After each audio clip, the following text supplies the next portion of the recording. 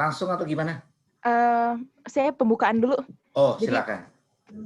Bapak boleh dimatiin dulu sebentar share screen-nya. Oke. Atau screen-nya tak matiin dulu ya? Ya, boleh. Oke.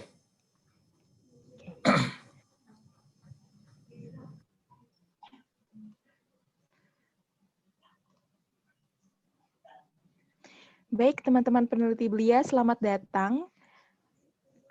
Kami akan menunggu sebentar ya, sambil menunggu yang lain untuk join. Nah, sambil menunggu, boleh teman-teman dinyalain kameranya, supaya bisa say hi. Dan tolong di-mute ya, mikrofonnya.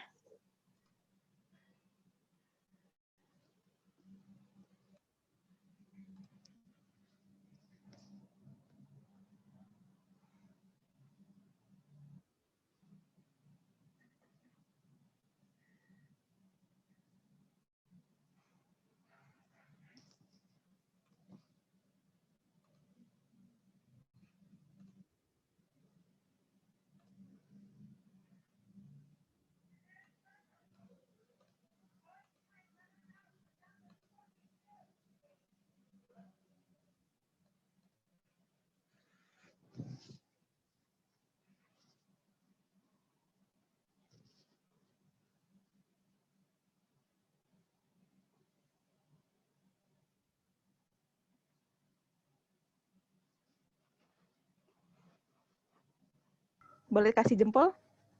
Oke.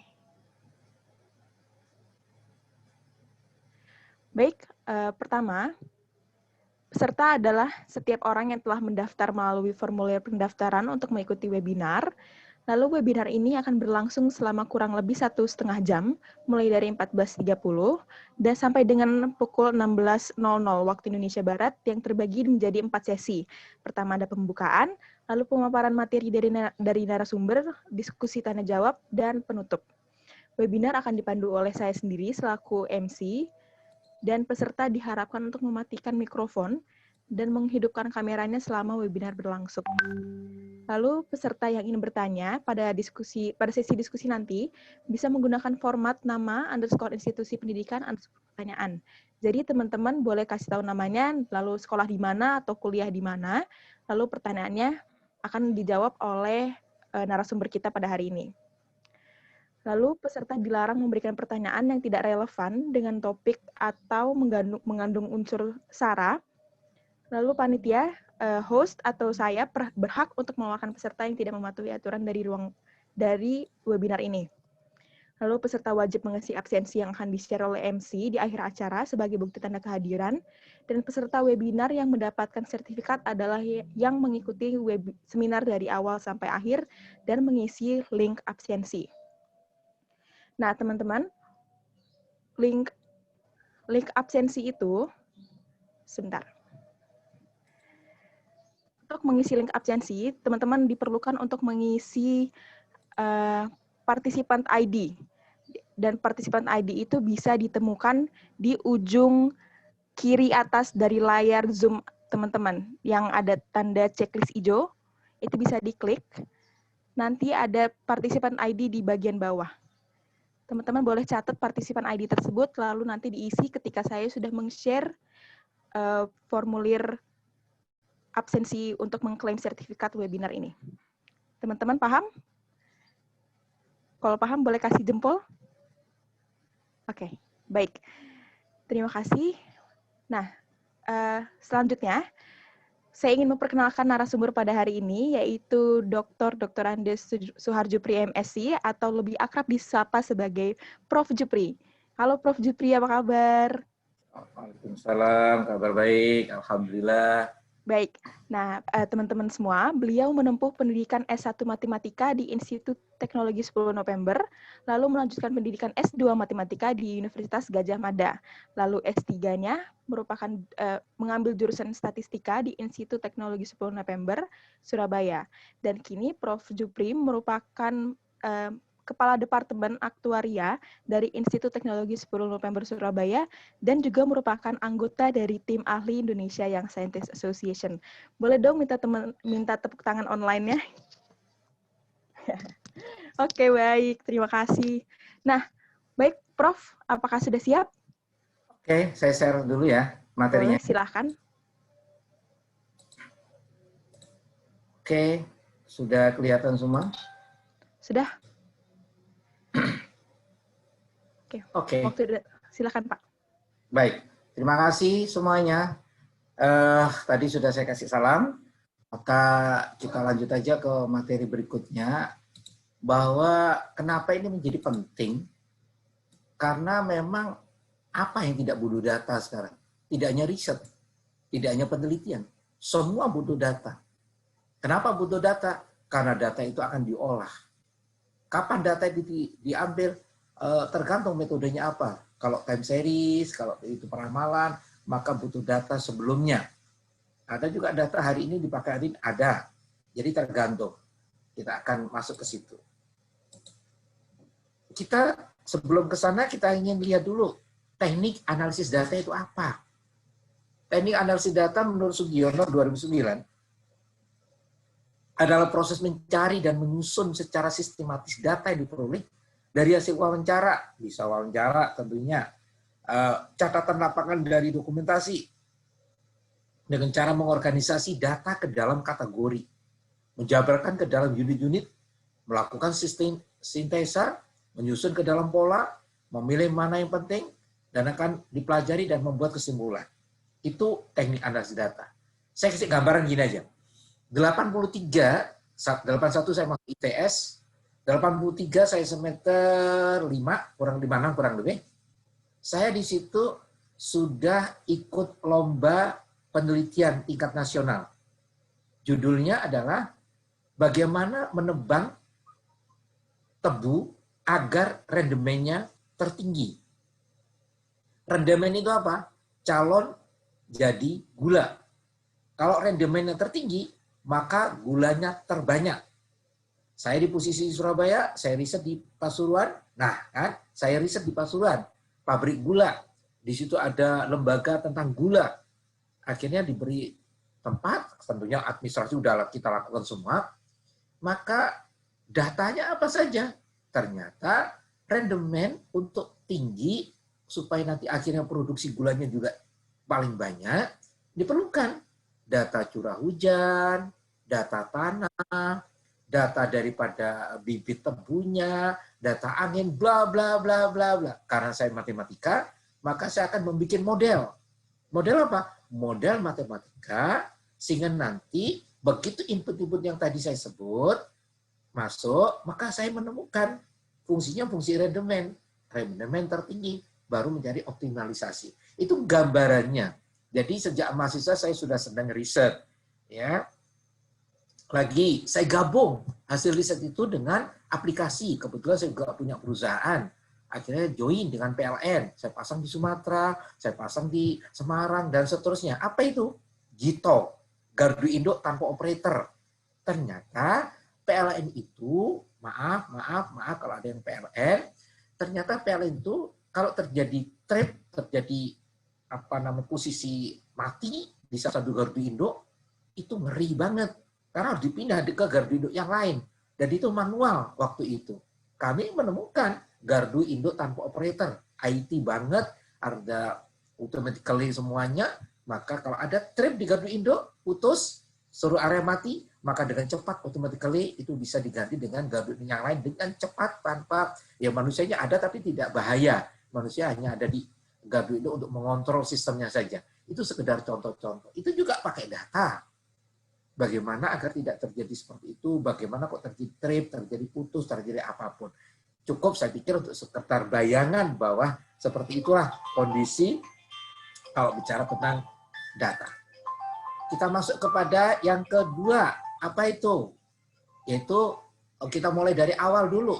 Pengolahan data, bagaimana langkah-langkahnya. Yang pertama, pemeriksaan data dulu, itu namanya editing. Kelengkapan pengisian. Nah, jadi ada form-form mungkin, kalau tidak salah misalkan ada mahasiswa atau siapapun, di sini ada kepala sekolah, ada guru-guru, luar biasa semuanya. Maka di situ perlu adanya form-form isian yang akan menjadi data untuk akan dianalisis. Ini namanya proses pemeriksaan data. Kejelasan tulisan. kira-kira mau nyiapin data seperti apa untuk goal risetnya. Itu banyak metode, banyak form, itu tergantung jenis-jenisnya. Penjelasan makna per item, kita main-main apa? Frekuensi, atau main 1, 2, 3, sampai 5, terus pelanggan atau customer atau yang akan dicari datanya itu tinggal nyentang 1, 2, 3, 4, 5, 1 paling jelek, 5 paling top, boleh. Apa saja. Harus konsisten, keajikan dan kesesuaian antar jawaban. Relevansi jawaban harus jelas, keseragaman kesatuan juga harus ada. Jadi memang ini diperlukan adanya hal-hal yang sifatnya pemeriksaan data. Kalau itu semua kena, maka ini sudah awal yang bagus. Tentunya ini akan diformulasikan kira-kira yang mana menuju goalnya. Itu namanya langkah awal, namanya pemeriksaan data. Yang berikutnya lagi, pembuatan coding. Maksudnya apa ini? Mempermudah, mempercepat analisis. Jadi di coding-coding, mau pakai 1 variabel, 2 variabel, 3 variabel. Nah itu nanti coding-codingnya, mana kelompok X, mana kelompok Y, kelompok Z. Kalau itu 3 variabel bebas. Nanti terkait dengan apa? Mempermudah penyimpanan data, ya. Di Excel bisa, di SPSS bisa, apapun bisa.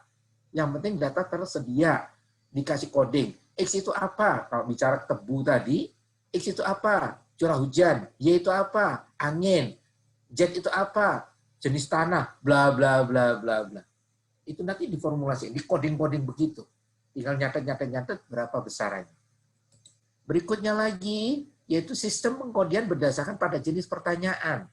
Misalkan, pertanyaan yang jawabannya berupa angka, codingnya harus disesuaikan itu.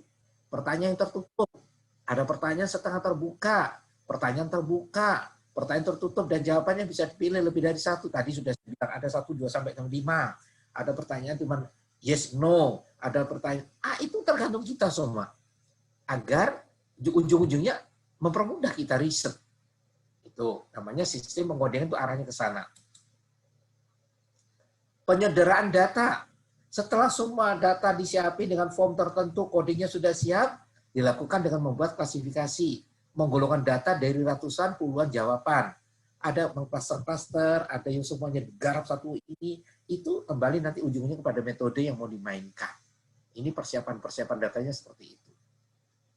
Berikutnya lagi, analisa data. Nah, kalau udah bicara analisa data, maka ada rencana analisis dan seterusnya nanti kita ikutinya. Yang pertama, rencana analisis. Mengapa diperlukan rencana analisis? Karena data yang dikumpulkan pada kenyataannya tidak selalu sama dengan yang ditemukan. Tentunya kita bisa jawab iya. 2, kebutuhan analisis dapat diperinci lebih dulu dan disesuaikan dengan data yang terkumpul. Jadi intinya kita menggambar gitu, memblueprint. Kalau itu saya mau bangun rumah, kira-kira desainnya seperti apa? Nanti terus kayu apa tembok semua atau apapun. Lalu fondasinya bagaimana? Bla bla bla bla. Itu namanya rencana. Tentunya dengan analisis yang akan kita buat nantinya. Maka diperlukan itu semua. Kalau bicara data, iya. Kita mau apa? 1 variabel, multivariate, variabel, atau apa? Itu namanya rencana analisis. Perbandingan data yang diharapkan dan data yang diperoleh. Maksudnya apa ini? Data direncanakan harus banyak. Harus banyak, sebanyak-banyaknya. Tentunya yang dipilih bisa jadi tidak semua. Tergantung lagi-lagi, tergantung pada apa? Tergantung kepada mau apa risetnya. Mau bicara apa ini. Jadi data sebanyak-banyak. Soal nanti meng-cut itu lebih mudah daripada mencari data kita sepotong-sepotong. Ambil aja semuanya. Data itu sendiri pecah menjadi 2, primer atau sekunder. Kalau primer tadi sudah saya singgung. Pakai apa? Wawancara, mencari sendiri datanya. Seperti saya tebu tadi, itu mencari sendiri. Saya di PLN, mencari sendiri. Data itu harus kita mainkan. Kalau sekunder, ada pihak yang menyediakan data. Contoh, BPS, Badan Biro Statistik itu menyediakan data betul. Biro-biro statistiknya itu menyediakan data yang sudah diriset oleh siapapun, masuk kepada situ, kita tinggal ngambil. Tidak saja BPS misalkan bisa jadi kita langsung ke OJK kalau keuangan, kita ke Bapepam misalkan menyangkut bursa efek, kalau kita ke riset, berarti ke dikti atau apa saja, ke perusahaan, banyak itu harus diambil semua. Cuman kadang-kadang akan ada kesulitan bicara data ini jika perusahaan itu sangat tertutup. Padahal kita butuh data itu nggak mudah. Kalau tebu tadi mudah, tapi kalau udah bicara keuangan, kaitannya dengan accounting, kaitannya dengan aset perusahaan, kaitannya dengan, itu nggak mudah. Itu nggak mudah mencari data seperti itu. Tapi harus cari dulu sebanyak-banyak, toh yang dipakai mungkin tinggal ngangkat-ngangkat aja sesuai kebutuhan. Yang kedua, lanjutkan perbandingan data yang diharapkan dan data yang diperoleh. Nah, ini tentu kita setelah dapat data, kita akan merencanakan kira-kira yang mana. Mau dipakai yang mana. Tebu tadi, belajar dulu. Tebu apa tadi? Oh begini-begini. Oh berarti ini. Diskusi dengan orang biologi mungkin, diskusi dengan tumbuh-tumbuhan ini dan sebagainya. Itu sampai kita merencanakan tadi. Yang ketiga, perbandingan data yang diharapkan dan data yang diperoleh. Jadi harus begitu. Dibandingin sampai ketemu kevalidan dari sisi analisis datanya. Baru nanti akan muncul seperti ini. Antara data yang diharapkan, data yang diperoleh itu harus berimbang. Coba perhatiin sebentar, dari nomor 1 seperti ini, ya, lalu nomor 2 seperti ini, sudah mulai bergeser, akan dipecah, lalu nomor 3 seperti ini, sudah mulai diambil, ujung-ujungnya, nah, ini yang diperlukan. Berarti dinyalakan seperti ini, maka diperlukan ini. Ini hanya simbolis yang saya mainkan, agar kita mikirnya itu bahwa ini menyangkut tentang data harus sebanyak-banyaknya. Tuh. Apa ya isi rencana analisis? Menentukan variabel yang akan dianalisis. Tadi sudah saya singgung. Kalau bicara fungsi, katakanlah Bapak, Ibu, kepala sekolah, atau adik-adik SMA atau mahasiswa yang ikut ini, kalau bicara fungsi yang paling gampang, Y sama dengan Fx. Ya, apa artinya Y sama dengan Fx itu? Berarti X sebelah kanan itu variabel bebas. Berapapun harga X harus tunggal memenuhi Y. Itulah fungsi. Kita ingat pemetaan. Kita ingat bahwa yang dikatakan fungsi itu satu-satu. X berpasangan dengan Y. Maka muncullah Y sama dengan Fx. Saya yakin sudah mulai kebayang. Itu kalau tunggal. Y Fx itu bisa Y sin X. Y bisa garis lurus. Bisa apa saja. Banyak sekali. Jadi itu. Jadi harus tahu nanti variabelnya apa. Tadi saya singgung tebu begini. Lalu direkonstruksi variabel-variabel yang akan dianalisis. Rekonstruksi itu bayangan model awal seperti apa. Ini mau linier, parabola, atau trigonometri, bla bla bla. Nggak apa-apa. Jadi memang harus dirancang seperti itu. Pengelompokan kategori atau variabel ke dalam kategori atau variabel baru. Tabel-tabel diperlukan, tabel-tabel frekuensi, tabel silang, dan seterusnya. Itu kita yang merencanakan. Nah, kalau itu sudah selesai semua, maka masuk kepada analisa data. Tadi saya singgung variabel, bisa satu variabel sebelah kanan, variabel bebas, sebelah kiri, variabel tidak bebas. Tergantung kalau Y sama dengan Fx, berarti Y sangat tergantung berapa X. Kalau X sekian, Y muncul. Itu namanya satu variabel, tabel frekuensi bisa dimainkan. Nanti kita akan lihat bagaimana tabel-tabel itu. Ada lagi, analisis dua variabel, tabel silang. Tabel silang itu bayangannya adalah, misalkan kelompok-kelompok X di atas, Y di bawah, dan itu nanti disilang-silang, bisa. Ada lebih lagi, 3 variabel, tabel silang dengan variabel kontrol. Analisis dengan uji statistika. Ini banyak. Nah, mungkin ada yang bertanya, kenapa diuji? Untuk memastikan data yang kita ambil itu valid. Kalau data yang diambil valid, maka metode yang dimainkan akan menjadi valid. Ujung-ujungnya nanti kesimpulannya valid. Nah, ini pentingnya uji analisis, uji statistika. Ini pun juga banyak uji ini. Lagi-lagi tergantung mau apa kita nanti goalnya, metodenya, dan sebagainya. Penyajian data. Penyajian data bisa dalam bentuk gambar, Kalau grafik mungkin Bapak Ibu guru atau adik-adik mahasiswa SMA itu bentuknya macam-macam kan. Ada line, berarti gambar, garis, ada bar, ada lingkaran, ini itu dalam rangka coba kalau datang ke kecamatan, ke kelurahan, ke puskesmas, coba lihat itu di papan-papan itu. Mana yang lebih efektif? Data ditampilkan seperti Excel gitu, kayak banyak gitu, atau dalam bentuk gambar? Saya yakin semua akan bilang gambar. Karena dengan gambar bisa melihat, oh kalau merah itu apa, biru itu apa, hijau itu apa, kuning itu apa. Itu memudahkan sekali, baca sudah kelihatan. Tergantung tiap grafik apa. Itu namanya penyajian data. Ada bentuk penyajian data dalam bentuk tabel. Ada penyajian data dalam angka mutlak dan persentase. Itu banyak ya. Nah, itu baru dari satu sisi. Mbak, nggak apa-apa, satu slide ini saya selesaikan dulu, tanya jawab boleh, supaya nanti ngendapnya gampang. Jangan langsung slide keduanya dimainkan. Silakan Bapak Ibu, adik-adik, Mas-mas, Mbak-mbak, monggo. Mungkin ada yang mau tanya. Baik, Prof. Teman-teman semua, boleh silakan yang memiliki pertanyaan mengenai materi barusan, silakan langsung aja diketik di chat. Nanti akan saya bacakan. Oh, yang hadir bisa dari Gresik, dari mana-mana ini ya. Oh, asik juga ya. Iya, dari seluruh Indonesia sepertinya. Iya, ini ada SMA juga. Yang SMA angkat tangan.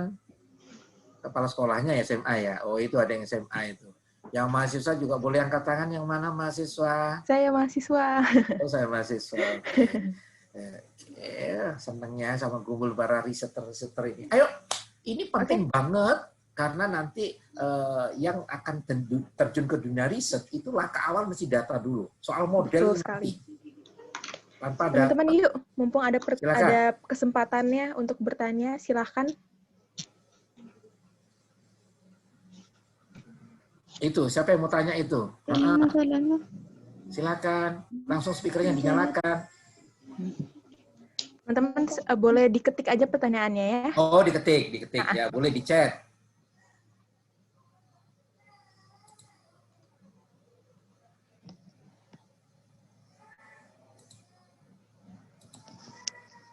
Oh, ada dari UNER juga ini, Fakultas Hukum. Mudah-mudahan saya tidak dihukum ya. Ini Eva itu hukum atau hewan ya? Hukum biasanya. Hukum. Mudah-mudahan saya tidak masuk bui. Ayo, Bapak, Ibu, Mas-mas. Ini nih, sudah ada yang tanya. Boleh saya bacain ya? Silakan. Nursana dari Universitas Pancasila. Terima kasih untuk presentasinya, Prof. Prof, saya sedang penelitian uji aktivitas antibakteri dari 4 ekstrak. Data yang diperoleh dari keempat ekstrak itu hasilnya tidak beda jauh, Prof. Bisa selisih 0,20, selisih 1 poin. Bagaimana saya memilih ekstrak yang paling aktif ya, Prof? Terima kasih, Prof. Ya, jadi kalau udah bicara ekstrak kayak begitu, ada beberapa metode untuk bisa itu. Ada namanya itu kalau pakai time series, itu nanti distasionerkan. Itu salah satu metode ya. Distasionerkan. Artinya, itu fluktuasinya beda banget. Ada rendah, ada tinggi, maka perlu semacam disetarakan begitu. Sehingga nanti baru diolah data itu. Ada di time series namanya dengan cara menstasionerkan. Itu salah satu metode. Tepatnya kalau bahasa umum tuh begini, data yang selisihnya tinggi, bawah atau tinggi banget, maka paling mudah pakai rata-rata. Itu untuk membuat nanti goalnya lebih dekat. Jangan langsung data itu dimainkan padahal masih ada perbedaan yang sangat tinggi. Jadi makanya kenal nanti istilah mean. Kalau sudah kenal mean, makanya kenapa distribusi normal itu sering dipakai. Karena di sana cuma main apa? Mean dan standar deviasi. Nah, larinya ke sana nanti. Itu paling gampang banget. Maka di rata-rata dulu, baru dimainkan ke standar deviasi, maka dihitung normal. Begitu normal, udah ketemu. Kalau nggak normal, dicari lagi bagaimana menormalkan. Sementara itu secara umumnya. Oke, baik. Terima kasih atas jawabannya.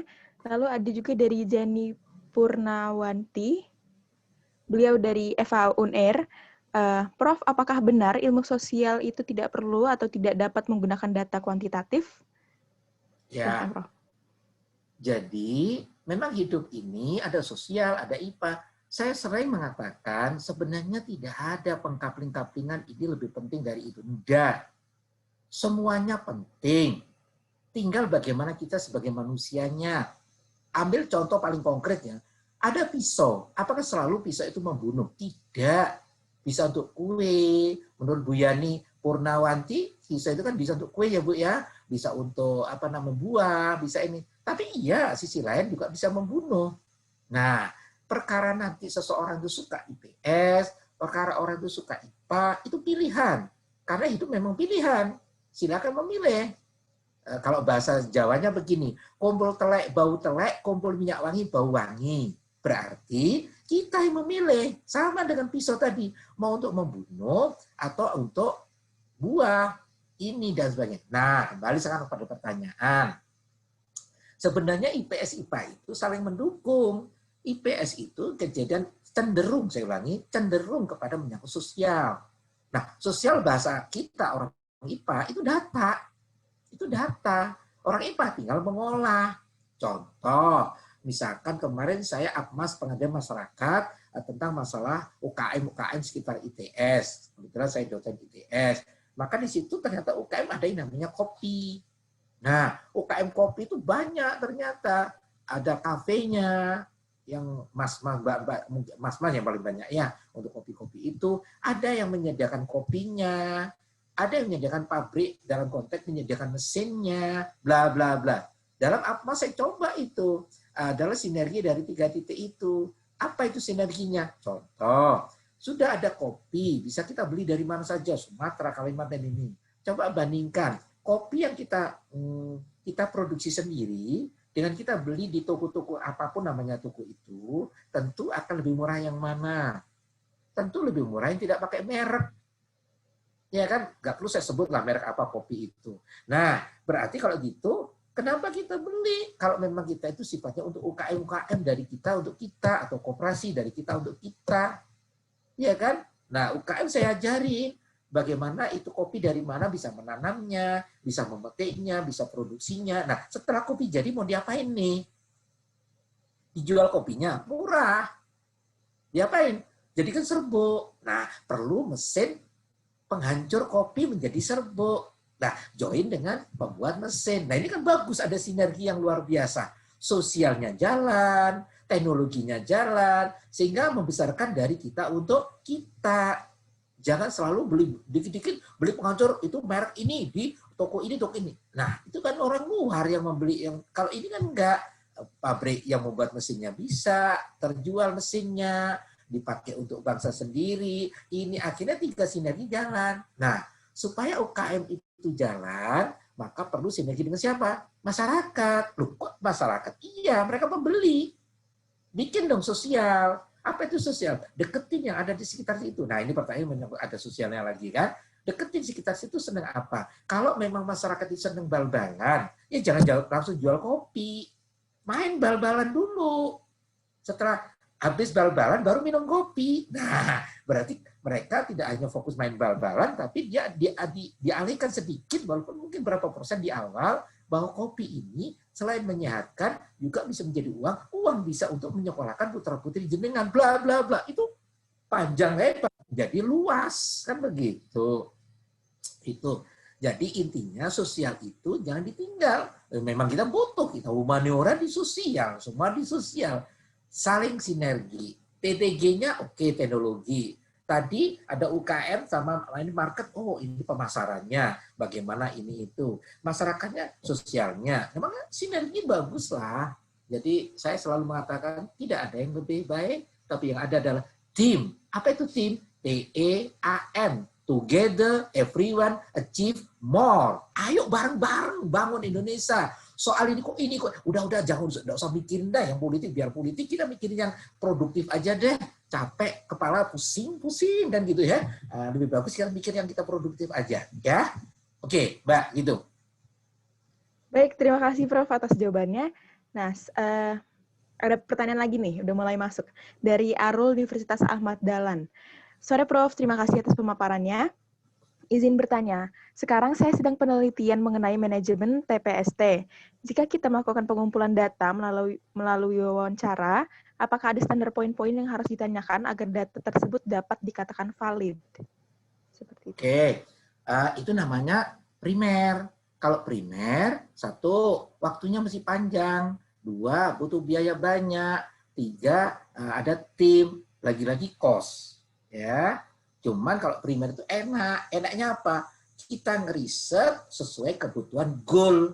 Nah, goal-nya apa? Tiap orang punya goal, papernya punya goal, penelitian punya goal. Nah, kembali pada pertanyaan, tanya itu goal-nya apa?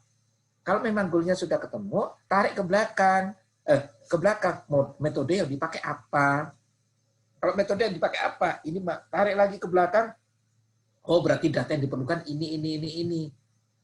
Jadi saya mohon maaf tidak bisa langsung rinci dengan pertanyaan yang spesifik karena kita nggak tahu goal-nya penanya ini apa, terus pakai metode apa.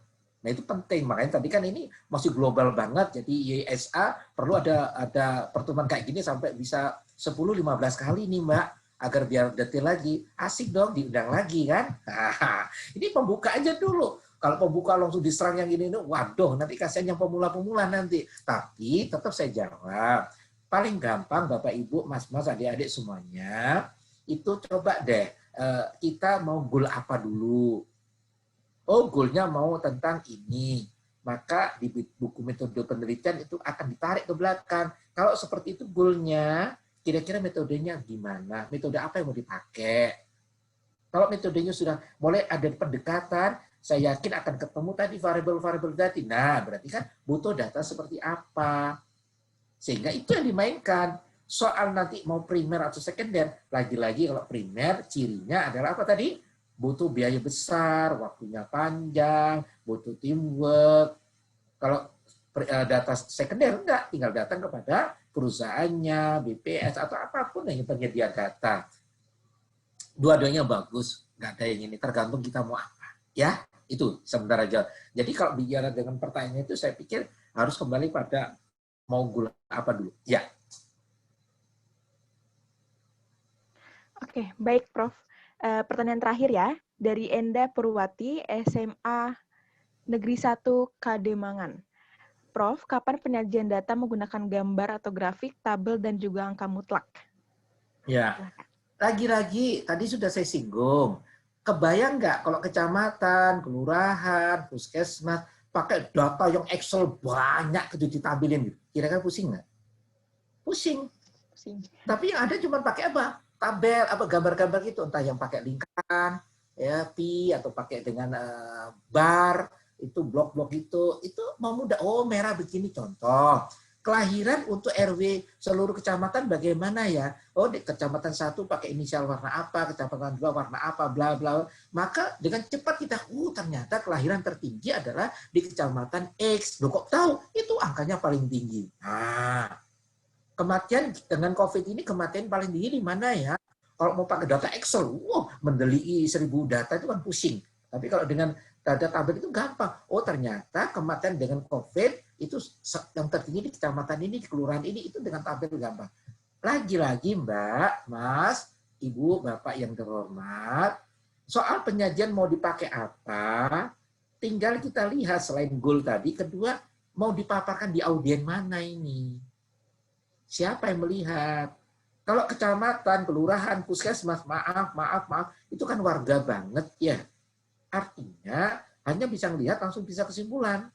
Tapi kalau mungkin antar perguruan tinggi atau beda lagi. Karena itu mungkin analisisnya yang ditarungkan, bukan model gambarnya gitu ya. Jadi penyajian data lagi-lagi kita mau ketemu siapa, audiennya siapa. Contoh, karena hari ini mixer banget, ada SMP, mungkin ada SMP, mungkin SMA, guru, kepala sekolah, bla bla bla, mungkin ada mahasiswa, maka saya nggak bisa ngomong harus selevel mahasiswa dan dosen. Lalu bagaimana di bawah? Nah, makanya saya buat mixer seperti ini. Dan ini gayanya seperti ini. Artinya, bicara pun juga harus tahu siapa audiennya. Penyajian data juga harus tahu mau diserahkan ke siapa. Dilihat siapa. Itu harus cermat betul. Jadi makanya bagi mereka yang lomba, khusus mereka yang lomba LKTI atau pokoknya PKM atau apapun lah yang namanya paper-paper begitu ya, saran saya jangan merubah aturan panitia. Kalau panitia bilang live margin 3, misal, udah 3. Nggak usah, wah kelebar, nggak usah komentar begitu. Berarti siapa yang akan menjadi hadiah, siapa kita ini mau ketemu perusahaannya, itu penting. Banyak mahasiswa mesti, kok nggak pernah menang, ya gimana mau menang? Nah, kamu egonya tinggi, nggak nuruti panitia. Belum sampai dinilai, paper dibuang. Kenapa? Format saja udah gagal. Bisa.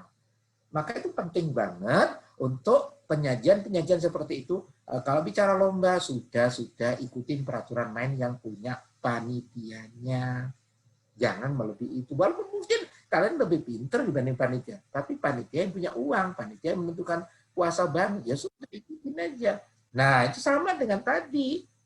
Kita mau pakai yang mana ya? Coba deh, kalau itu terkait pihak lain, lembaga atau apapun namanya, ajak komunikasi.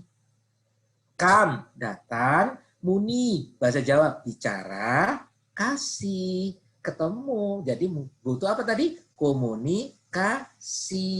Kam, bahasa Inggris, datangi, muni, bahasa Jawa, ajak bicara, kira-kira maunya apa? Muncul apa? Kasih. Nah, itu penting. Mau bicara cinta, mau bicara penelitian, mau bicara bisnis, mau bicara, judulnya cuma satu, komunikasi. Udah, Mbak? Oke, baik. Terima kasih, Prof. atas jawabannya. Semoga jelas ya untuk semua penanya pada sesi ini. Oke, selanjutnya boleh dilanjutkan ke materi kedua ya? Ya, saya lanjutkan ya. Ini saya stop dulu ya. Yang Baik. kedua sekarang. Saya share yang kedua. Mudah-mudahan nanti bisa. Nah, sekarang yang kedua. Sudah tampil ya. Nah, sekarang sudah mulai masuk kepada sedikit tentang pengolahan data. Tapi sebelum ke sana, kita lihat dulu apa ini. Jenis-jenis analisa data itu ada data bermuatan kualitatif. Nah, tadi kan disebut nih, kuantitatif. Ada kualitatif. Kalau kuantitatif, itu bicara tentang berapa jumlah. Kalau kualitatif, kita ikuti apa maunya. Data bermuatan kualitatif disebut dengan data lunak. Keberadaan data bermuatan kualitatif dengan catatan lapangan yang berupa catatan atau rekan kata-kata, kalimat, paragraf, dan diperoleh dari wawancara, menggunakan pertanyaan terbuka, observasi, dan sebagainya. Intinya kualitatif. Jadi tidak bicara tentang bagian contoh.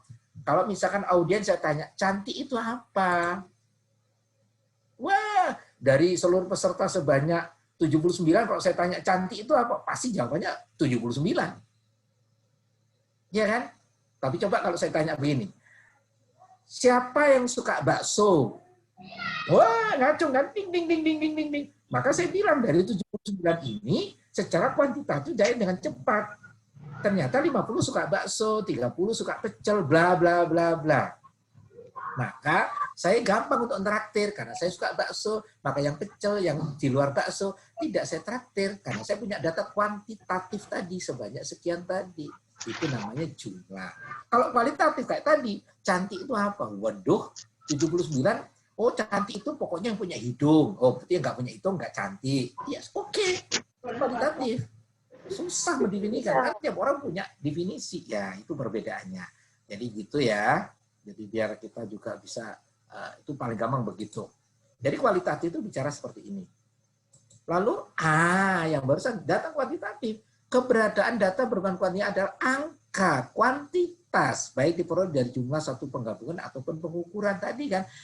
Siapa dari 79 suka bakso? Oh, ketemu. Tuh, yang nggak ngacung apa? Tanya lagi. Pecel, ngacung lagi. Nasi liwet, ngacung lagi. Sampai ketemu 79 totalnya. Nggak apa-apa, itu namanya kuantitatif.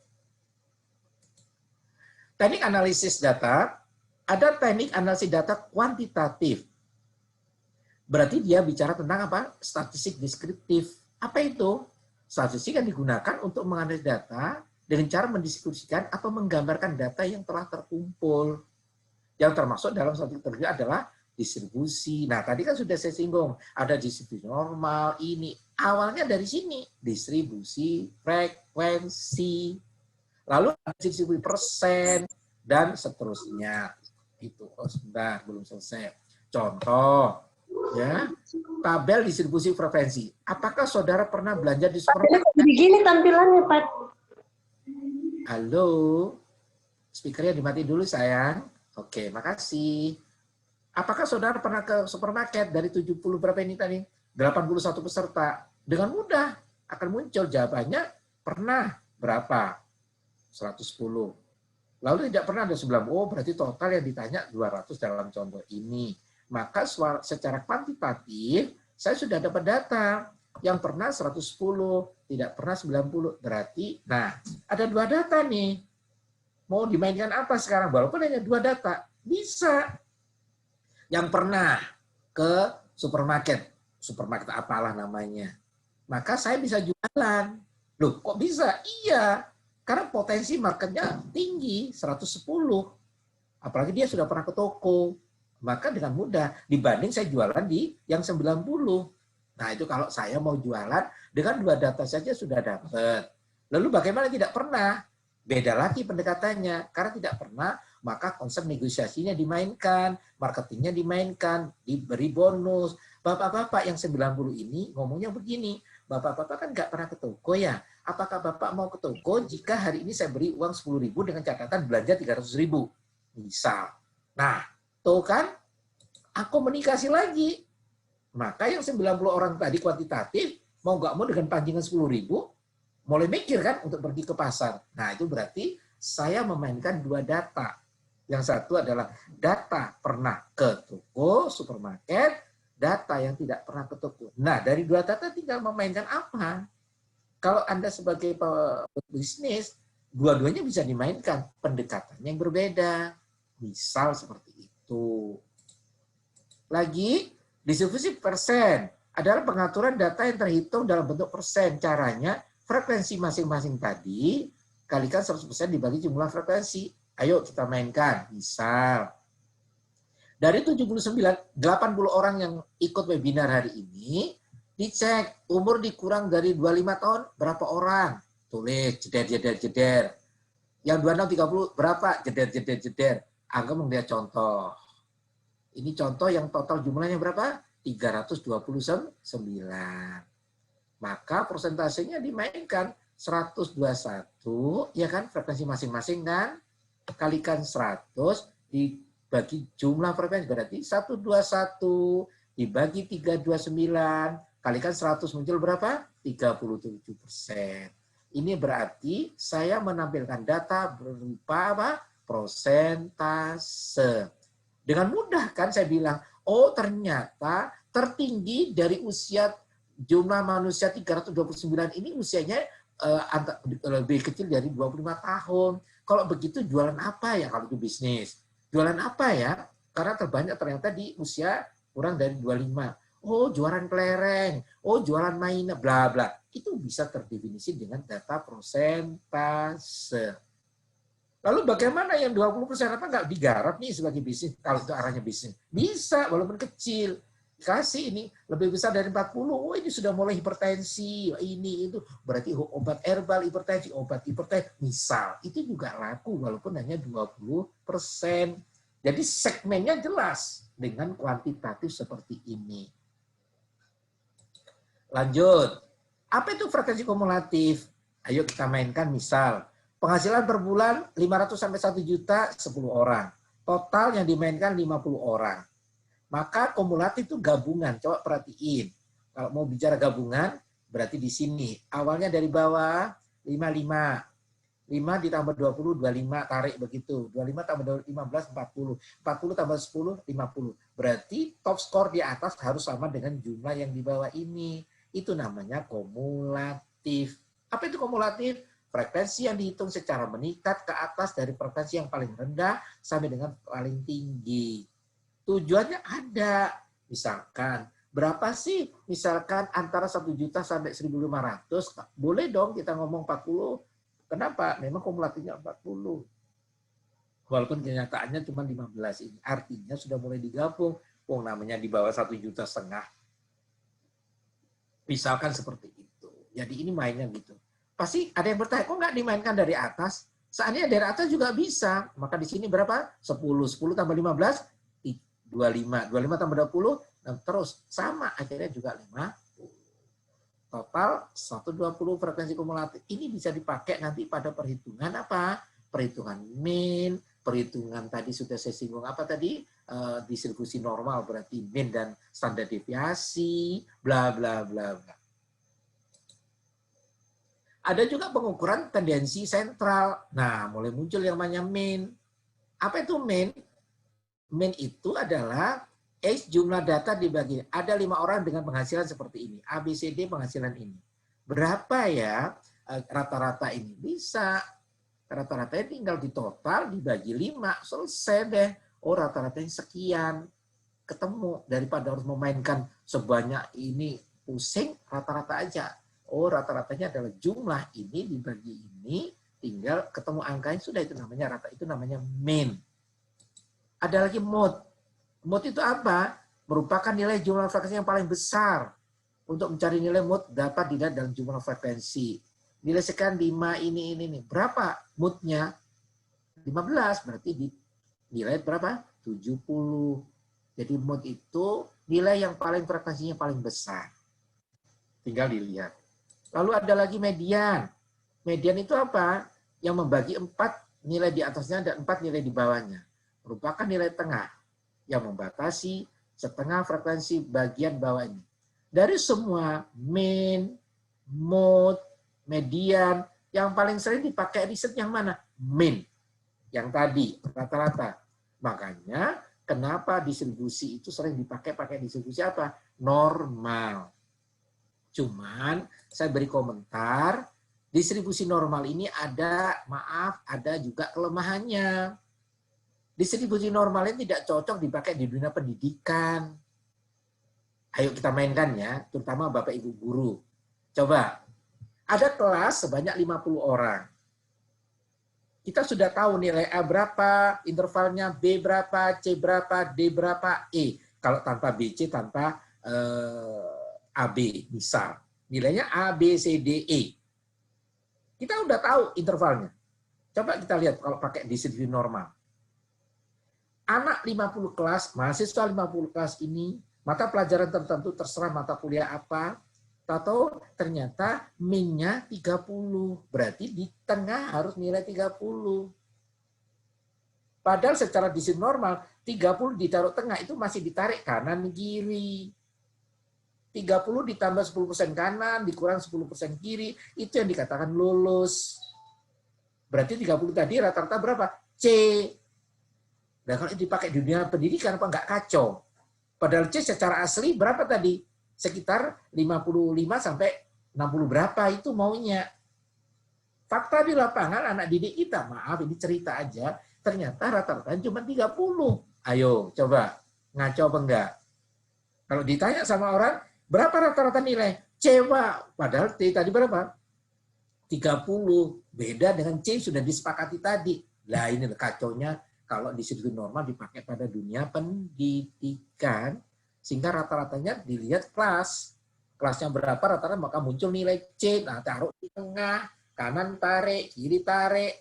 Sehingga akhirnya yang 20 bisa lulus itu. Wah, ini kan menurut saya ini kekurangannya distribusi normal. Kalau dipakai di dunia pendidikan, hati-hati.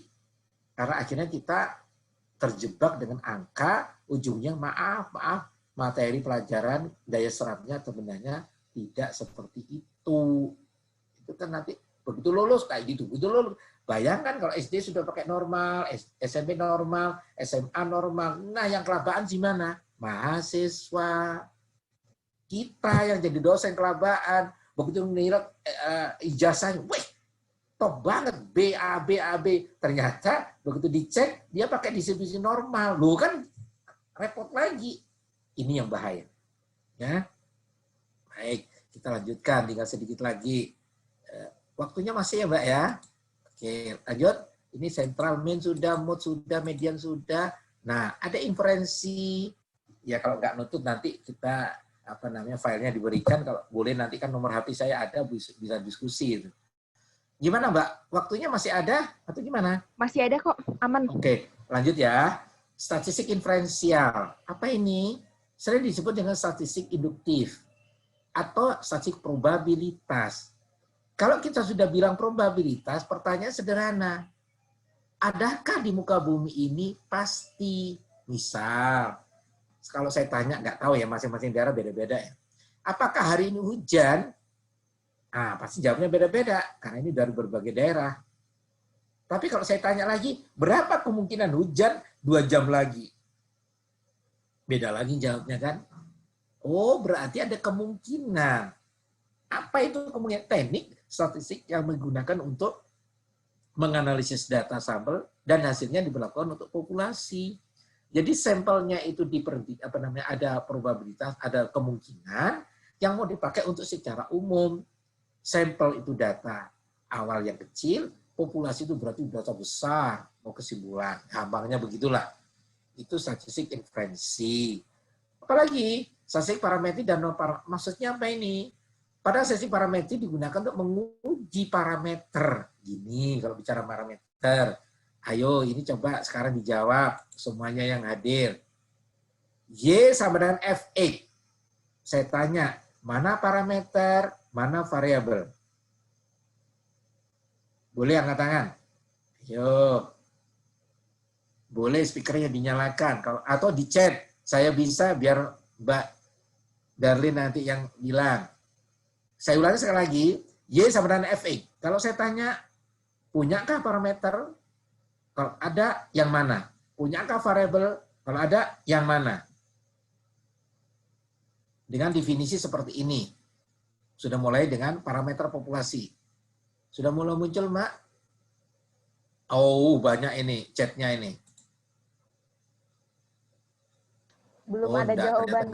Nggak ada hubungannya yang tadi. Oke. Ya. Jadi gampangnya gini Bapak Ibu, supaya nanti nggak kejebak dengan judul parameter dan variabel. Kalau Y sama dengan Fx, itu dua-duanya variabel. Paling kanan variabel bebas, paling kiri variabel tidak bebas. Tetap dia tergantung nilai X, maka muncul Y. Tetapi kalau misalkan Bapak Ibu lihat fisika, ada benda jatuh ke bawah, gara-gara gravitasi, nah mulai muncul parameter. Parameternya apa? Waktu. Nah, itu paling gampang.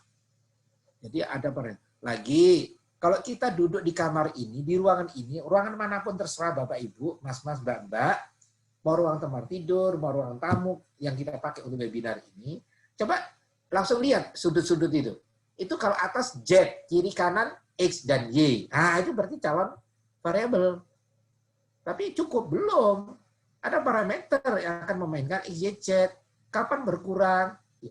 Itu cerita ya, nggak berdoa. Kalau terjadi sesuatu dari Z, misalkan kena gempa, kena akhirnya Z-nya turun. Nah, kan kena waktu, parameter mungkin waktu kan parameter. Dan itu contoh konkretnya seperti itu. Statistik non parametris tidak menguji parameter, tapi menguji distribusinya. Kalau yang statistik parameter, judulnya aja parameter, maka parameternya diuji. Lagi, saya singgung tadi apa Bapak Ibu? Distribusi normal. Ada Z, itu mu dan sigma.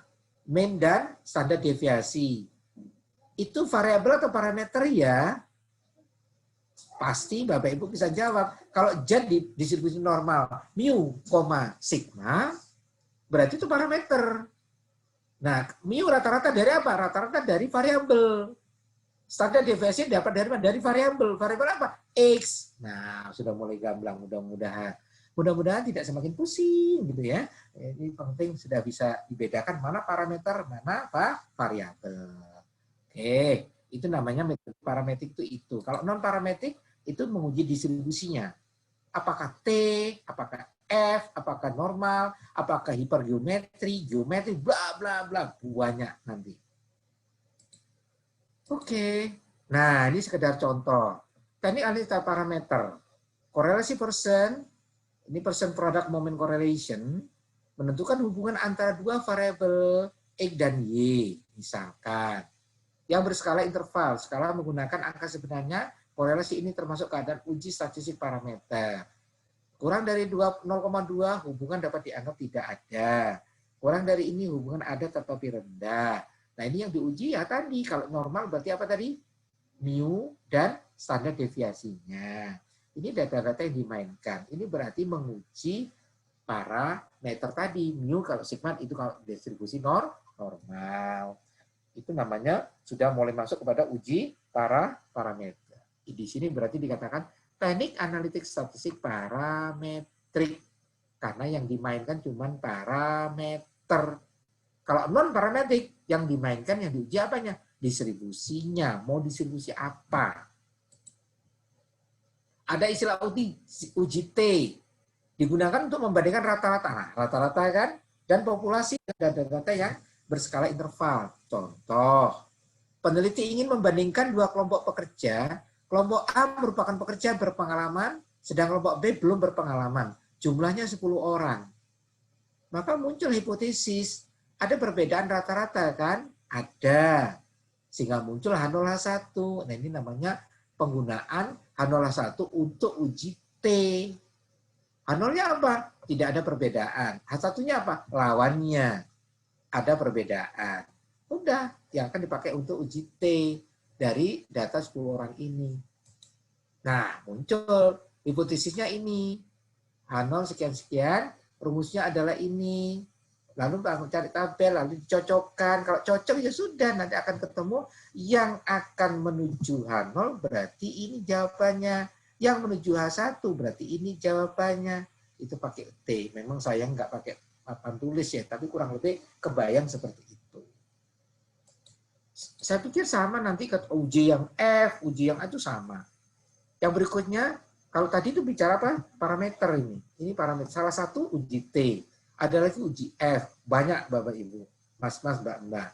Ini namanya uji parameter. Parameter apa? Pendekatan dari tadi. Kalau T ya T. T di sini ini ada hubungan T. Kalau normal mu dan sigma. Kalau hipergeometri apalagi bla bla. Saya ulangi sekali lagi. Uji T, uji yang lain-lain itu dalam rangka ingin mencari kesimpulan terhadap apa? Parameternya. Iya. Kalau non parameter ini apa? Sebagai contoh misalnya korelasi Spearman rank order. Kegunaannya Spearman ini berfungsi untuk menentukan besarnya hubungan dua variabel yang berskala ordinal atau tata jenjang. Contoh, perusahaan iklan ingin mengetahui jenis iklan apa yang paling disukai di tayangan di televisi dan radio, dan apakah ada korelasi antara hubungan iklan televisi dan radio.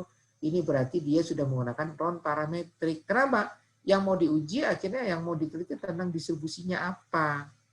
Ada korelasi berarti bicara hubungan. Hubungan berarti apa? Fungsi. Fungsi apa? Pemetaan. Oh, kena semua. Itu namanya non parametrik. Chi-square. Untuk mengetahui ada tidaknya hubungan antara ini juga masih non parametrik. Contoh, sebuah perusahaan baju wanita ingin melakukan penelitian mengenai hubungan antara kontras suara dan keputusan membeli baju. Kita akan mencari apakah ada hubungan antara variabel kontras warna. Ini bukan suara, kontras warna maksudnya ini. Bukan suara. Dengan keputusan membeli baju. Kan kalau membeli baju khususnya wanita, ibu-ibu, mbak-mbak ini kan cenderung kepada modelnya, kontras warnanya. Kalau laki-laki mulai dulu kalau nggak kaos oblong ya kaos itu udah gitu-gitu aja. Kalau yang wanita ini yang banyak modelnya. Nah ini dicoba ada hubungan nggak? Kalau ada hubungan nanti pendekatannya apa? Sehingga jualannya harus bagaimana? Kalau diarahkan ke marketing atau produksi. Ini Chi-square. Ada lagi teknik analisis data kualitatif.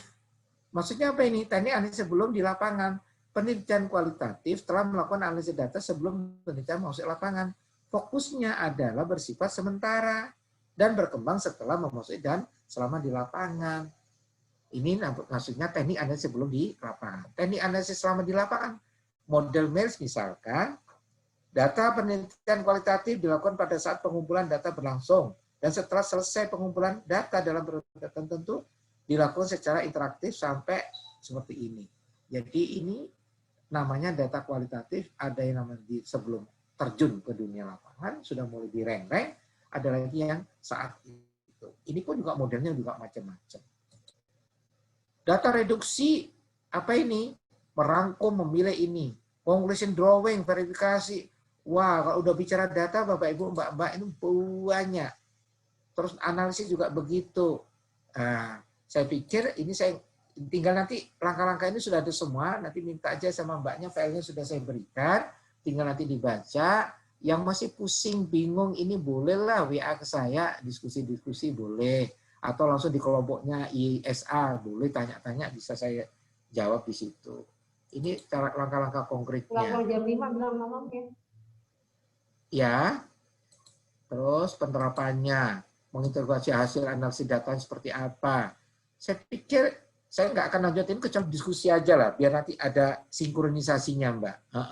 Kalau baca ini tak nanti opo tambah bingung gitu. Nah, ternyata slide-nya udah habis. Ayo, Mbak, silakan. Baik, terima kasih Prof. Zikri atas pemaparan materinya. Untuk teman-teman audiens, boleh silakan kita buka sesi tanya jawab dan sesi diskusinya. Langsung aja jika punya pertanyaan boleh ketik di chat. Nanti Profesor Jupri bisa bantu jawab. Oke, ini ada dari Silakan, Mbak. Ahmad Dafril, masih di SMA. Pertanyaannya, bukankah analisis statistika paling banyak menggunakan distribusi normal dan memodelkan fenomena kuantitatif? Gitu. Gimana pertanyaan? Bukankah? Gimana? Bukankah analisis statistika paling banyak menggunakan distribusi normal dan memodelkan fenomena kuantitatif? Ya itu tadi sudah saya bilang bahwa kenapa kok cenderung pakai normal? Karena paling gampang. Kenapa kok gampang? Karena rata-rata. Kalau sudah di rata-rata, contoh tadi saya bilang sebanyak berapa ini 74. Kira-kira yang suka bakso berapa ya? Pecel berapa ya? Ini berapa? Oh ternyata rata-ratanya ini. Itu gampang kan menyimpulkan. Tetapi ada titik lemah kalau itu dipakai di dunia pendidikan, tadi bicara nilai. Ngaco banget. A, B, C, D, B, E itu sudah ada intervalnya. Begitu diterapkan pakai normal, kelas isinya 50, ternyata rata-ratanya nilainya 30, berarti 30 kan C. Nah ini loh, ngaco kan? Masa 30 C, padahal di aslinya 30 berapa? D atau E itu. Nah itu loh, itu secara umum sepakat bahwa disiplin normal itu paling banyak dibuat riset. Kenapa? Karena pendekatannya enak banget. Pokoknya datamu sebesar apa, ketemu rata-rata, ya udah tinggal dikurang ini, ketemu udah nanti solusinya. Ya itu loh. Tapi kalau yang lain, dan itu memang bergerak dalam kuantitatif. Itu, betul. Cuman sekali lagi, enaknya di normal itu karena cuma bermain di parameter mu, mean, dan standar deviasi. Nanti ujinya juga uji mu dan uji standar deviasi. Itu tok. Sangat simpel banget. Cuman komentar saya, nilai di mata pelajaran atau kuliah, saya kurang sependapat karena ngaco. Realnya tadi, itu tambahnya Mbak, silakan. Oke, baik. Terima kasih, Prof. Lalu ada pertanyaan dari Imam Wicaksono, guru SMPN 3 Panggang. Kadang, suatu data dapat dianalisis secara kuantitatif atau kualitatif. Apa penanda data dalam pemilihan analisis?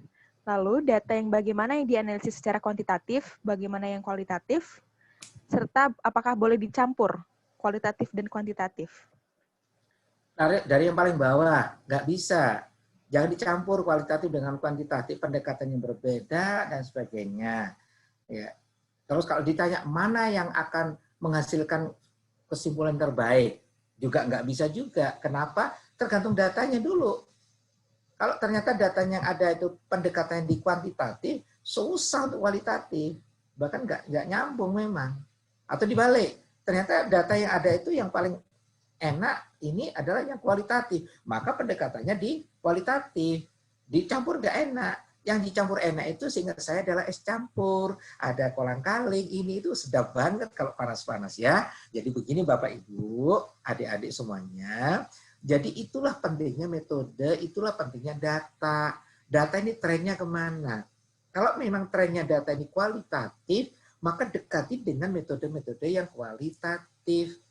Kalau trennya data yang tersedia kuantitatif, lah lagi-lagi Kalau itu primer, berarti kita yang riset. Ayo tentukan, kita mau riset apa nih? Contoh, kayak contoh ini. Ini waktu saya S3. Nah, kita main-main ini. Waktu S3 itu, saya main-main teks. Data mining, saya kaitkan dengan teks, dan seterusnya. Jadi teks itu misalkan, saya pergi ke Surabaya. Itu ada berapa kata? Muncul namanya term.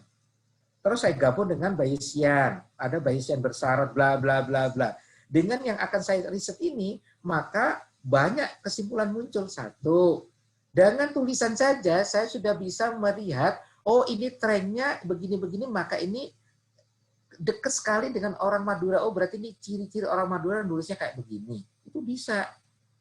Berarti data apa? Data dari bentuk-bentuk kuantitatif yang telah tersedia di dalam bentuk kalimat, kata, suku kata, dan huruf. Hurufnya nggak saya mainkan, katanya saja. Udah. Tadi sudah saya singgung, kualitatif. Orang itu cantik ya, orang itu ganteng ya. Ayo, apakah ini akan digabung ini? Tunggu dulu. Kalau memang itu hanya mencari definisi apakah sebanyak ini ganteng apa jelek, kuantitatif berjalan. Tapi kalau ditanya, kenapa dari berapa ini ada 73, kamu kok mengatakan si fulan ganteng, ini cantik, ini jelek, gimana? Nah kan, kualitatif. Pendekatannya dengan metode kualitatif. Saran saya, di awal sudah mulai dipastiin, pada saat mau data dimainkan, kita pastiin dulu, kita mau main data apa nih? Kuantitatif atau kualitatif? Kalau kuantitatif, siapkan formnya, ininya arahnya kepada kuantitatif. Nah kalau kualitatif, itu survei-survei yang saya selalu bilang ada 0 sampai 1, 2, 3, 4, 5 itu. Jelek banget, ini baik banget. Itu kualitatif. Jadi gitu jawabannya ya. Oke, baik. Terima kasih. Nah, ternyata banyak juga yang menanyakan apakah kualitatif dan kuantitatif bisa digabung, dan sudah dijawab ya, teman-teman, Ya. dari Profesor Sarjupri. Baik, lanjut saja untuk pertanyaan selanjutnya. Dari Nur Alifah, apakah boleh data bisa data kuantitatif diperoleh dari data sekunder lalu dianalisis menggunakan teknik statistik non-parametrik? Ya, lagi-lagi kita harus kembali pada definisi. Parametrik itu adalah bergerak tentang apa? Parameter. Gampangan parameter itu berpikirnya beginilah. Z itu fungsi mu dan sigma. Parameternya apa? Mu, mean. Parameternya apa? Standar deviasi. Munculnya mean dan standar butuh variabel apa? X, Y, dan seterusnya. Oke, tuh. Itu namanya parameter. Nah, non-parameter arahnya tidak pada parametrik, tapi pada distribusinya. Misalkan saya meriset kira-kira ini kepada distribusi apa ya nantinya. Nah, pendekatannya kepada non-parametrik.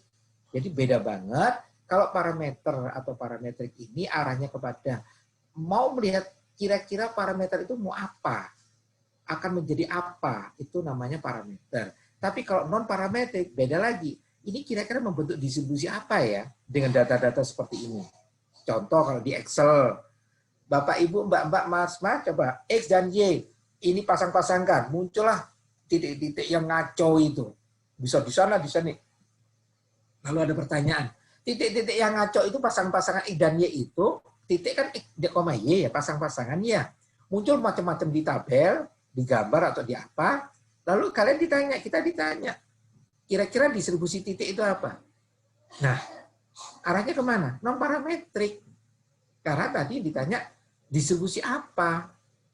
Tapi kalau misalkan titik-titik yang banyak itu, parameternya apa? Apa? Belum tahu distribusinya kok bicara parameter. Nggak bisa. Nah gitu loh. Gambarnya seperti itu. Jadi beda dalam konteks, beda definisi, beda di aplikasi, dan sebagainya. Silakan Mbak. Baik, terima kasih Prof. Karena waktunya sudah mau habis, jadi ini ada 3 pertanyaan terakhir ya. Pertama dari Diah Purwaningrum. Di SMP, nilai ABCD tergantung pada nilai KKM. Sehingga angka 75 bias C atau B tergantung pada KKM-nya. Hal ini bertentangan dengan parameter kuantitatif. Sehingga bolehkah kita hanya menggunakan kualitatif saja? Ya, itu kalau mau pakai istilah tadi, apakah mau digabung? Nah, ini mulai masuk kan sekarang. Kalau secara data saya bilang enggak juga. Tapi kalau sudah mulai kebijakan, beda lagi. Misalkan contoh, maaf, anak ini nilainya 40 deh. Tapi etikanya luar biasa. Nah, katakan namanya Fulan. Kalau disuruh guru itu menyenangkan, Fulan sini masih senyum, Fulan gini masih selesai urusannya. Maka seorang guru melihat, ternyata di kehidupan ini nggak cukup dengan nilai 40. Ada namanya etika, attitude, dan seterusnya. Maka itu mulai digabung. Nah, itu mulai masuk pada ranah bukan keputusan apa, keputusannya kepada kebijakan. Keputusan kesimpulan nggak bisa. Kesimpulan dalam arti data loh ya kan? Kalau data Fulan ini 30 ya sudah, kalau nggak D ya E. Itu dari sisi nilai. Dari sisi kualitatif, wow, si Fulan ini luar biasa loh. Ibadahnya, anaknya masih senyum, kalau disuruh nggak pernah grundel, nggak pernah ini, mau dikasih uang tetap dia terima kasih loh. Nah, digabung gimana? Nggak bisa terhadap masuknya data loh ya. Tapi kalau sudah mulai keputusan, itu cenderung kepada kebijakan. Beda banget. Nggak bisa itu digabung antara data dengan itu. Itu jawabannya. Benar, tapi contoh yang dari SMP tadi betul. Bahwa kalau sekarang misalkan karena sudah tidak ada UNAS, maka muncullah nilai dengan etika. Bagus, tapi hati-hati. Karena nanti bahayanya like and dislike. Kalau guru itu senang kepada 5 orang, maka yang 20, kalau itu muridnya cuma 25, maka yang 20 nilainya jelek semua. Hati-hati. Saya mengingatkan diri saya dan juga Bapak Ibu guru yang jadi guru yang hari ini hadir. Karena itu bahayanya di like and dislike, tidak objektif. Itu catatannya. Silakan. Oke, baik. Terima kasih atas jawabannya. Nah, mungkin Prof. Jupri boleh bisa sambil lihat di chat, karena ini pertanyaan selanjutnya agak rumit. Dari Hanun K. 2 pertanyaan terakhir, Pak Adi, di bawah, paling bawah. Paling bawah, ini. Hanun K, Matematika Unisa. Sebelumnya, ini Hanun K, ya silakan. Ya, sebelumnya terima kasih atas pemaparan materinya. Saya pernah menggunakan time series ARIMA. Bulan COVID-19. Setelah data saya stasionerkan dan lain-lain, model dengan tingkat stasioner yang paling tinggi malah ternyata menghasilkan prediksi yang jauh berbeda dari data real. Sedangkan model yang tingkat stasionernya rendah malah memiliki hasil prediksi yang 90% tepat sesuai data real. Kira-kira titik kesalahan ada di mana atau harus ganti model time series yang lebih tepat? Nah, kalau udah bicara time series itu ada beberapa, Mbak Hanun, kelihatan yang perempuan yang ini, Winsa ini berarti apa ya? Saya nggak tahu. Oke lah. Yang jelas begini, kalau udah bicara time series itu satu, data diambil sebelumnya, mau berapa tahun, mau berapa bulan, tergantung mau main bulan atau main tahun atau main minggu. Semakin banyak, semakin baik untuk time series. Satu. Dua, namanya saja time series. Data tidak boleh putus di tengah. Contoh main bulan. Ya.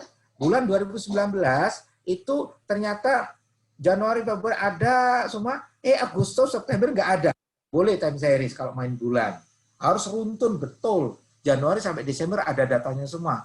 2000 datanya Januari sampai Desember ada semua. 2017 datanya Januari sampai Desember ada semua. Itu namanya time series. Oke. Yang kedua itu bicara data. Yang kedua, time series ini juga punya modelnya macam-macam. ARMA, ARIMA, AMA, macam-macam, banyak di situ. Nah, saking banyaknya kadang-kadang kita mau pilih yang mana. Jadi inilah yang saya katakan. Pertama, dari sisi pengolahan datanya mesti kita ngerti mau digolkan apa. Yang kedua, masing-masing di time series itu sudah punya ciri masing-masing. Jangan hanya, pokoknya saya ARIMA karena namanya mirip dengan keponakan saya ARIMA. Nggak bisa. Ya, nggak bisa. Harus disesuaikan data yang tersedia. Banyaknya data ini. Kalau AR itu kayak apa, MA kayak apa, ARMA kayak apa, ARIMA kayak itu punya ciri semua. So, saya tidak bisa mengatakan ini kesalahan di mana karena saya tidak tahu detailnya dari data ini. Tetapi kalau melihat sepintas dari yang ditulis di chat oleh Mbak Hanun ini, kelihatannya salah pengambilan model di time series-nya, Mbak. Coba dirubah, jangan pakai ARIMA. Karena ARIMA itu ada aturan dari AR-nya sendiri, AM-nya, MA-nya sendiri itu beda. Ya, deketi yang sedekat. Bisa jadi ARMA, Mbak. Bisa jadi AR. Coba deh, dilihat lagi ya. Itu jawabannya, Mbak. Sangat umum banget memang. Oke, baik. Terima kasih untuk Mbak Hanun. Semoga terjawab ya pertanyaannya. Lalu pertanyaan terakhir dari Bu Yuli dari Bali. Jika penelitiannya misalnya menggunakan angket, misal dengan skala Likert, dan ditambah dengan wawancara mendalam, artinya untuk analisis datanya kuantitatif, untuk pengolahan data angket dan kualitatif, untuk pengolahan data angket dan kualitatif, dan pengolahan data hasil wawancara. Apakah ini sudah tepat atau hanya pengolahan data kuantitatif saja, sementara hasil wawancara ini sebagai pendukung saja? Terima kasih. Ya, jadi gini Bu Yuli atau Mbak Yuli, ini hampir mirip dengan yang tadi di SMP tadi. Secara kuantitatif memainkan mata pelajaran melalui ujian-ujian atau tugas-tugas dan seterusnya muncul nilai. Taruhlah tadi bicara nilainya, katakan terdefinisi kuantitatifnya C. Anggaplah D, paling ekstrim dulu. Anggaplah D secara nilai kuantitatif. Tetapi atribut daripada kelulusan anak atau kenaikan anak itu ternyata sekarang tidak hanya dari nilai kuantitatif. Ada muncul yang namanya kualitatif, yaitu menyangkut tentang etika, tentang budi pekerti, bla bla bla, nggak tahu apa saja. Katakan muncul. Nah, apakah bisa digabung? Tadi sudah saya kasih cerita, kalau memang kuantitatif kualitatif dalam konteks bukan data, bisa digabung. Munculnya namanya kebijakan. Tapi kalau secara data nggak bisa digabung karena memang beda pendekatannya, ya kan?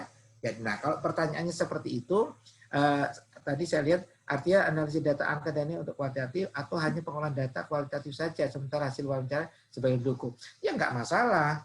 Jadi bisa jadi memang dalam riset tertentu data yang ada itu bisa dua-duanya dideketin. Kuantitatif bisa, kualitatif bisa, tapi tetap sebagai periset, sebagai peneliti harus nantinya begitu mau mengambil kesimpulan itu coba kita harus mengambil salah satu.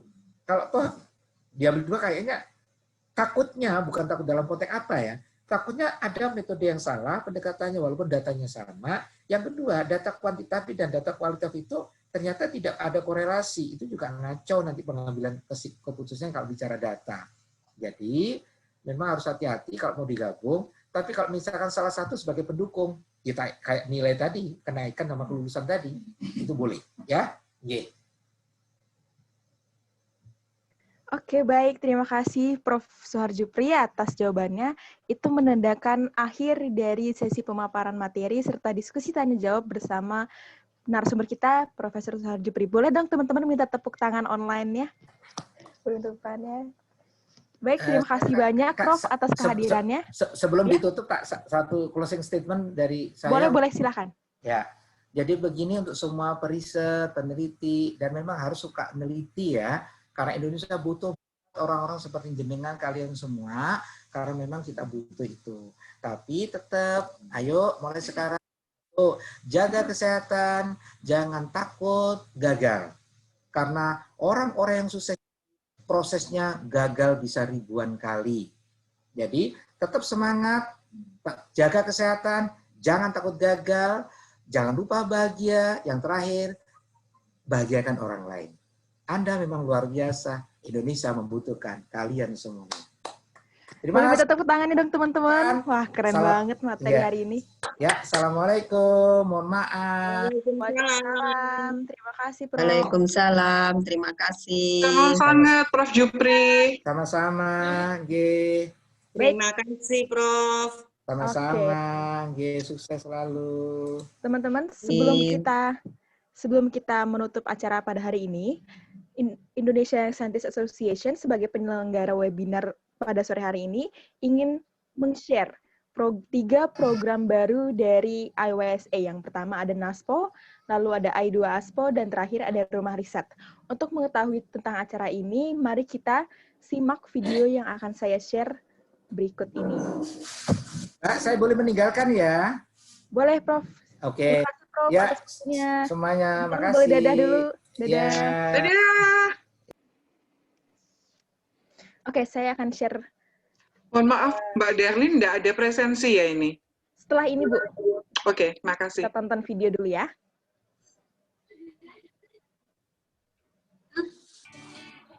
Hello, young scientists. As an organization that provides platform and facilitate Indonesian young scientists, especially in the field of science, IYSA will hold 3 closing events of 2020. What are those events? Let's check this video out. The first event is International Science and Invention Fair, or as we like to call it, ISIF.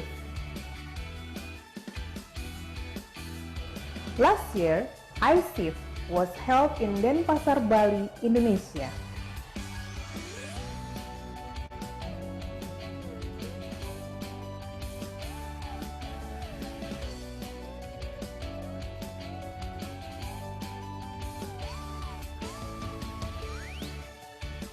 There were 150 teams from 10 countries that participated in this event.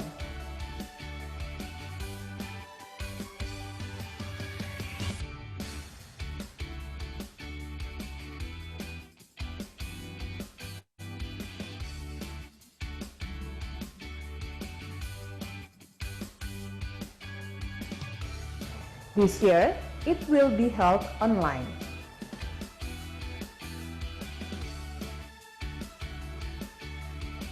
The next event is called NASPO, National Applied Science Project Olympiad, that are planned to be held on December 2020. This event is a collaboration between IYSA and Actuarial Department, Faculty of Science and Data Analytics, Institut Teknologi 10 November, Surabaya. This is a thematic concept competition, whereas the participants are given a challenge to create a simple project from the theme we choose, such as COVID-19, pollution, etc. The winner of this event will be given the chance to participate in an international event fully funded by IYSA. And the last one is I2EXPO, Indonesian International Applied Science Project Olympiad. The concept of this event is the same as NASPO, but it is an international level event. So, wait no more. Make sure you join in our last 3 events from this year. See you guys!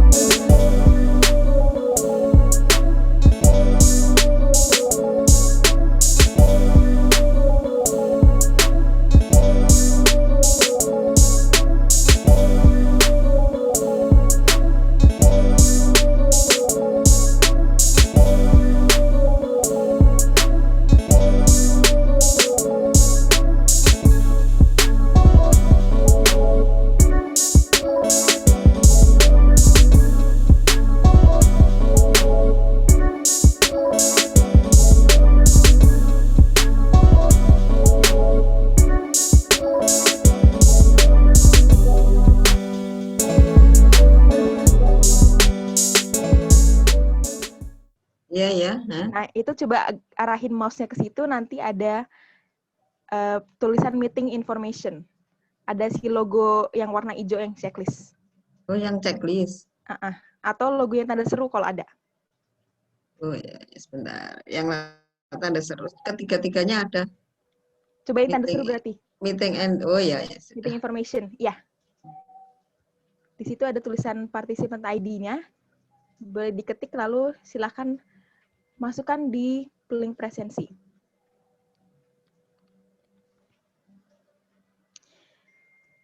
Untuk link presensi ini akan kami buka 10 menit. Selama 10 menit, jadi segera Meeting diisi ID aja secepatnya. ya? Participant ID, Bu. Hah? Participant ID, ada di bawahnya lagi. Oh ya. Ya.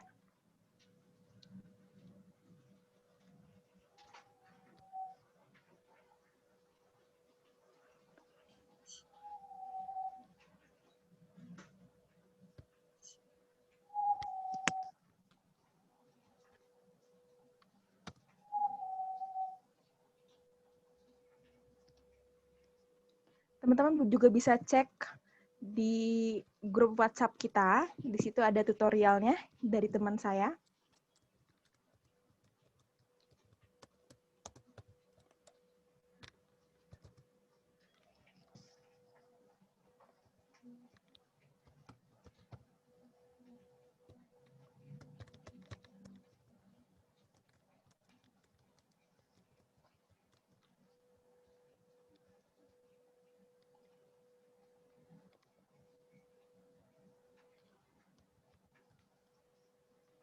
Linknya yang forms Google ya, yang saya kirim barusan. Saya resend lagi. Nah, untuk teman